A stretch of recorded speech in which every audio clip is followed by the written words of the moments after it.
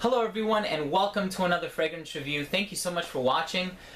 Today we're going to be taking a look at a fragrance from the niche Italian house Eau d'Italie, and the fragrance is called Bois d'Ombrie. So this fragrance was released in 2006, and the perfumer for this fragrance is Bertrand Duchaoufour. Now, many of you may have heard that name before, Bertrand Duchaoufour. Those of you who have know that he is one of the best perfumers in the industry today. Some would even argue the best. He's definitely the most versatile, I think. And it seems as though everything he touches turns to gold, figuratively. He is responsible for fragrances and compositions like Jubilation 25 by Bois, Enchanted Forest by the Vagabond Prince, Sartorial by Penhaligon's, Garde de Moi by Bois, a bunch of L'Artisan Parfumeur fragrances, Skin on Skin, Murette Musk, Havana Vanille, just many classics. Fusion Sacré by Majda Bekhali, the list goes on and on. So in 2006 they enlisted his help in composing this fragrance. This actually is not the first fragrance that he composed for this house though. What happened in 2004, one of the co-founders of this house, Marina Cersale, I really hope I'm not mispronouncing that, they asked her to create a fragrance for the Le Cyrenus Hotel, which is located in Positano, Italy. It's a small town. It's the town of painters. It's located in the south of Italy at the Amalfi Coast. And they asked her for her help in not only creating a fragrance, but also creating like shampoo, conditioner, body wash, bath salt, soap, so on and so forth, the whole nine, you know, a bunch of toiletries. So in 2004, she reached out to Bertrand Duchaoufour, asked if he wouldn't mind, you know, creating a fragrance for the line, and he did. So in 2004, they released the self-titled fragrance called Eau d'Italie. And that is a fragrance that contains the unusual note of clay. And the fragrance is supposed to be evocative of you being in Italy on a hot summer day and the sun hitting the concrete ground and the cobblestones and getting that smell. It has like this mineral-like soil type of a smell. Very different and unique. And that's what their fragrances do. Their fragrances are supposed to be evocative of a different region of Italy, or they're supposed to evoke a different part of Italy's rich history. You know, they're supposed to convey part of Italy's rich history, and that's exactly what they do. They saw how successful the initial release was in 2004. 2006 is when they decided to extend the line. So they released this fragrance, Bois d'Ombrie. They released one called Cien l'hiver, which means Cien at winter, and then they released another one called Pastem Rose. Bertrand Duchaoufour actually did all of those fragrances. It wasn't until Eau Lac or Acquadecima, two other fragrances from the line, when they decided to reach out to a different perfumer, Alberto Morillas, and ask for his help in composing those. Of course, Alberto Morillas has done Givenchy's Pie, he has done Acqua di Gio by Giorgio Armani, even Opus 7 by Amouage. So they're dealing with some of the best perfumers in the industry today. Even for their 11th release, Grain de Joyer, I think they're asking Daphne Bughi to compose that fragrance. If I'm not mistaken, she's done Rose 31 by Le Labo, Bergamot 22 by Le Labo. So yeah, they're making many fragrances. They started with one in 2004. Now the earliest release, 2014. They currently have 11 fragrances in their database. So very rich history, pretty cool concept. And with this fragrance, Bois d'Ombrie, it translates to the woods of Umbria. What this fragrance is supposed to be evocative of is you walking through the Umbrian forest on a rainy day. It does have a humid quality to it, you know, but despite the name of this fragrance, there are not any woodsy notes listed as notes formally. So there's no oak, no cedar, no mahogany, no teak, no woodsy notes at all, which I think is very inconsistent, but the smell of this fragrance is just out of this world. I'm going to let you know what this fragrance smells like. Next up, let's take a look at the presentation for Bois d'Ombrie by Eau d'Italie. Bois d'Ombrie by Eau d'Italie is available in one size only. That's a 100 milliliter bottle that you see here in front of me. And this fragrance is only available in Eau de Toilette concentration. So first up, let's take a look at the box. Over here, you have the name of the fragrance in the front, Bois d'Ombrie. You turn to the side, you have the name of the company, Eau d'Italie. On the very bottom here is where you have some more information like the serial number, made in Italy, so on and so forth. And then you have this burgundy color on the other two sides. Over here, you have the name of the company, again, the barcode, the size, the concentration, so on and so forth. Nothing going on at the top. And that's pretty much it as far as the box goes. Now, as far as the bottle goes for this fragrance, it's a pretty cool looking bottle. I do think it's a little kitschy. Some people might say it's a little tacky. What they wanted to do originally with this bottle is they wanted to stray away from the traditional Italian cologne bottles, so the round, clear, transparent bottles with a gold cap. You know, one of the co-founders of the company said that that's what they did not want to do. So they decided to invent the classic of the future, as they called it. With this fragrance, though, I do feel like it is a little reminiscent of these magazines I used to get when I was a kid, when you know, they would have like word puzzles and crossword puzzles, and I remember they had pages dedicated to elongated text such as this, so that you would have to turn it at an angle in order to be able to read it. I do think it's a little kitschy, but nevertheless, it's different, and I'm a fan of difference, so I'm happy for that. On the back here, you have the same information that you see on the box with the same burgundy color. On the bottom here, some more information as well as the serial number, which should coincide with the one found on the bottom of the box. And then over here on the very top of the cap, you have Eau d'Italie, as well as the two mermaids, which is the logo of the hotel in Italy. The atomizer for this fragrance actually is pretty decent. Not the best distribution, and it doesn't spray out a lot of juice relative to the concentration, but it certainly gets the job done. Another reason why they decided to go with a clear bottle is to protect it from the sun. And another kind of cool thing about this is that the color is supposed to represent the personality of the fragrance. So this fragrance is supposed to evoke somewhat of a green feel. The last thing that I want to tackle here is this little booklet that actually comes on the inside of every Eau d'Italie box that you purchase. I also want to mention, this is the second bottle design, if I'm not mistaken. There was an initial bottle design that was a little bit more rounded off. Then they decided to go with the square bottles, or the ones that you see here, the rectangular bottles. So it says Eau d'Italie, the mermaid logo. You open it up and it has some great literature on the company, a little history of Italy. You have it written in English on this side. You turn it over, and then on this side it's written in Italian. So it's a pretty cool little addition, pretty neat. And that has pretty much been the presentation for Bois d'Ombry by Eau d'Italie. When I was younger and I used to live in Greece, my grandfather would smoke pipe tobacco, and he would always smoke a pipe, and he always used to go out there and buy these big plastic bags full of pipe tobacco. And some of them were cherry flavored, some of them were, you know, I guess they had like cherry molasses on them or whatever. Some of them were not flavored in any way. But I remember always having an appreciation and an adoration for the way that they smelled. Many times I would pick up the bag, open up the plastic, and I would just hold it up real close to my nose because I just really admired and I loved the way that they smelled. Just the fact that they had that smell emanating from them was just very unique and very intriguing and interesting to me.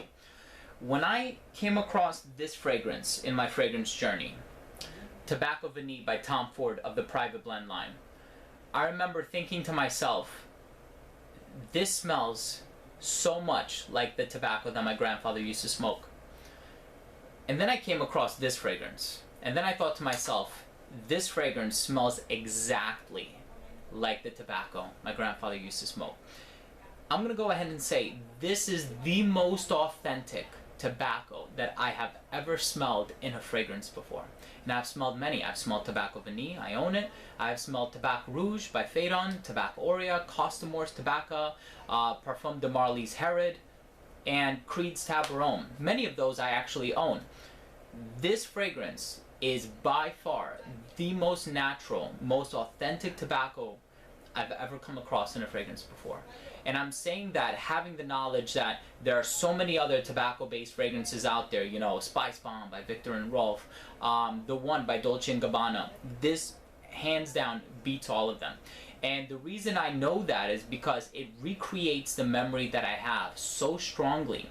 What I like about this fragrance is that it's not just a tobacco, but it also reminds me of the wooden cabinets that that tobacco was stored in. So I think that that's what is really the cause of the retrospection and the nostalgia, how it really captures all these different elements and it fuses them together into this one beautiful fragrance in this bottle. There is definitely the dominant note of tobacco in this fragrance. When it opens up, when you first spray it, you also get two notes, whiskey and cognac. Now it's hard to tell the difference between the two. It's hard for me to say whether I'm smelling more cognac than whiskey or more whiskey than cognac. What I can say is Bertrand Duchaoufour probably used ingredients in his composition that are also used in the fermentation of either one of those two or both of those alcoholic spirits. So maybe some spices, some nutmeg, juniper berries. You know, it does come across, you know, a little spicy in the opening, so I'm guessing that that's what's responsible for that. You take that, you combine it with the perfumer's alcohol, and you're like, hey, it smells like booze, it smells like alcohol. And it does, it really does in the opening. It smells like either cognac or whiskey. And then once that dries down, you know, and it quickly vanishes, then you're left with tobacco. And it's a very natural tobacco. I know it's sacrilegious to say this because I think Creed fragrances are the most natural, some of the most natural smelling fragrances out there, if not the most natural, but the tobacco in this smells more natural than the one that's found in Tabaron. Or I should say, this is a more recognizable tobacco than the one found in Tabaron, which comes across smelling a little bit leafy. I know it's sacrilegious, but once the tobacco is there for the entire duration of the scent, and I get 8 to 10 hours longevity on this fragrance. Once it starts to recede in the background, it becomes a little bit less noticeable, but still there, still hanging on very tight. You get two notes that start to come through: a dirty vetiver and a smooth leather. Now I say dirty vetiver because there are many clean vetivers out there. Think, you know, vetiver by Guerlain. Think Mugler Cologne by Thierry Mugler. The vetiver in here is of the dirtier variety. So think Queer 28 by Le Labo, Humidus by Perfumer Roma. I hate to drop obscure references, but it's a dirtier type of a vetiver that you get. It has somewhat of like a grassy feel, but it also brings this damp quality or this humid quality to the composition, which I think is exactly what they were going for, right? The woods of Umbria, Bois d'Ombrie. They wanted you to imagine walking through the Umbrian forest on a rainy day. And it does have like this wet, damp, vegetal type of a feel to it. I really feel like the vetiver is a main contributor in that. Now, as far as the leather goes in this fragrance, it is a very smooth leather. It's not aggressive. It's not overly animalic. It's not a rawhidey type of a leather. It's a very smooth leather. It doesn't have a sharp quality like Tom Ford's Tuscan leather does, and it's not aggressive like Private Label by Jovoy. It's that happy medium between the two, very smooth actually. Almost balmy at times. And then that combination of those two notes I think really creates what this fragrance is supposed to be evocative of. There are some other ingredients in here like carrot, calamus, very unusual ingredients. I know orris root is listed as a note too, and of course woods are not formally listed as notes, but I do get some woody aspects, which like I said, is what's really so responsible for recreating that memory that I have. But overall, I think those are all accent notes. Really, the tobacco is the dominant note, and then the secondary notes are, you know, of course, the vetiver and the leather. That's really mostly what you get from this fragrance. Which brings me to my next segment. Are you more likely to get a compliment wearing this fragrance, or are you going to get a complaint from someone? I have to be honest here, and I have to say that you are probably going to get a complaint from somebody. Reason being is that it's not very versatile and wearable like this fragrance. I think this is a likable tobacco. This is a very true to nature, true to form type of a tobacco. And because of that, it comes across a little smoky, it comes across a little leafy, vegetal, a little damp. So it's a great smell, but I'm sure there are a lot of people out there who wouldn't want to go out there smelling like this. I think it's a great fragrance. I truly think it's an amazing, magnificent fragrance, but I don't think it's very wearable or as versatile as other tobacco-based fragrances are. So with that said, I don't think there are going to be too many people who will compliment you while you're wearing this fragrance. Just something to keep in the back of your mind. And lastly, have I worn this fragrance outside of testing? Yeah, absolutely. This is a fragrance that I like to smell, but I also like to wear it because while I'm wearing it, I'm also smelling it. And I totally don't mind wearing this fragrance. It smells like you're sitting in you know, an old vintage room with wooden furniture, drawers, antique furniture, and you're smoking a pipe, you know, with really natural tobacco in it, and you're drinking an alcoholic drink, either cognac or whiskey. It just has a really mature, you know, refined, old classic type of a quality to it. Have to check this out. You have to check this fragrance out. So great fragrance, Bois d'Ombrie by Eau de Thalie. Thank you so much for watching. Last up we have the rating. Take care.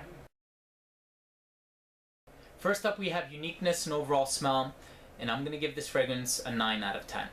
I could not give this fragrance a whole 10 out of 10 just because of that aspect that not everybody is going to like this fragrance. I think, you know, there are people who are going to fall head over heels in love with this fragrance, and then I think there are people who are going to be turned off by how aggressively natural this fragrance is. So for that reason, I couldn't give it the full 10 out of 10, but this is a totally unique fragrance. Like I said, I've never smelled tobacco being done this way, so natural before, and it really stands out. It's really a gem in this collection. I can't believe that it hasn't been talked about before. It's just, for me, it's truly shocking, and I'm very glad that I've had the opportunity to smell it.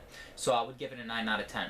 Next up, we have longevity. I gave it an 8 out of 10. Longevity on this fragrance is really good. Really good considering that it's an eau de toilette, which is, you know, 4 to 6 hours expected longevity, and then this fragrance pumps out 8 to 10 hours every time that I wear it. I really do feel as though the compositional nature is what's responsible for that. So had it been comprised of more, you know, citrusy, you know, spring, summery type of notes, then maybe it wouldn't have lasted as long, but I get 8 hours every time. Great longevity. Next up, we have projection. I gave it a 7 out of 10. I think the projection on this one is also very good.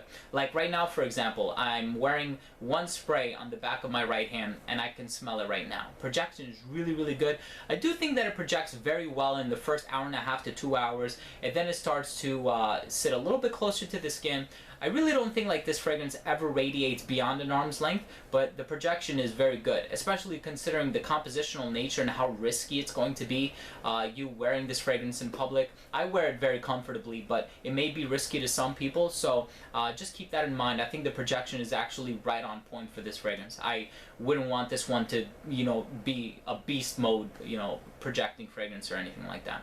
So next up, versatility. I ended up giving it a 5 out of 10. Now, I do think that this fragrance may work well in the spring, quite possibly the fall too. I know because of its compositional nature, you know, I think winter, because of the tobacco and the boozy notes, I'm like, wow, this is a great fragrance for winter. But no, actually, I think it would work better in the fall. I think because it's an eau de toilette, the performance might not be able to withstand the harsh environmental conditions of the winter, especially here in Jersey, New York. We get really, really cold winters. So I would stick to wearing this one in the spring and in the fall. Summer might be overkill as well. I would, you know, be more tempted to go with something a little bit fresher. Also, in terms of occasions, I would probably wear this one formally. Casually, I think it's too much. Playful, it's not very playful, not good for a night out or a party or a club or anything like that. And I think semi-formally, you want to wear something that's really going to appeal to people. I usually dress semi-formally, you know, at work, or if, you know, somebody's going to be attending a meeting or a close encounter environment. Formally, when you know you can stray away a little bit, say it's a, I don't know, like a wedding or something like that, it definitely has that classic refined quality to it. So I would say formally, definitely. And then in terms of age range, this is like 30 and up in my mind. I mean, anybody can wear it, you know, this is just a recommendation. I'm not even 30 and I'm wearing it. But yeah, for me, it has like a more mature type of a feel. But again, it could be, you know, the memories that I have associated with it, the nostalgia, the retrospection that's really influencing, you know, my recommendation. So just, you know, take that with a grain of salt. And then lastly, we have presentation. I ended up giving this an 8 out of 10. I know the presentation comes across a little tacky, a little kitschy to some, but like I said, it's different, and I'm a fan of different. Very heavy bottle, very heavy cap. A lot of detail went into the presentation, from the engraving to the logo. I know the sticker on there, it does sometimes have bubbles behind it. Like my Acqua Decima has a few bubbles behind it. My Jardin du Poète is immaculate. So there's that inconsistency there, and I think the distribution of the atomization is actually pretty good. I would have hoped for a little bit more, but that's why I took 2 points off. So overall, I'm gonna give this fragrance an 8 out of 10. I really want to give it a 9 out of 10. For me, this is one of the most perfect scents, just because of the memories that I have attached to it and associated with it, or the nostalgic aspects of it. But I'm gonna give it an 8 out of 10 because I can see that there are definitely going to be people out there who won't be able to stand this fragrance, either because of the notes, or, you know, because of the smokiness, or because of the vegetal qualities. But this is definitely a fragrance worth sampling. I never recommend blind buys, but I definitely recommend sampling this fragrance. So that's it, guys. Thank you so much for watching. That was my review of Bois d'Ombry by Eau d'Italie. If you own or have tried this fragrance, please leave a comment down below. I would like to talk to somebody who has tried this fragrance before, get their opinion on it. Also, if you have any questions, comments, or concerns, please feel free to shoot me a message. I'll try to get back to you as soon as possible. Again, please don't forget to comment, rate, and subscribe. It would be greatly appreciated. So guys, thanks again for watching. This has been Steven with another fragrance review from Radolescence. See you soon.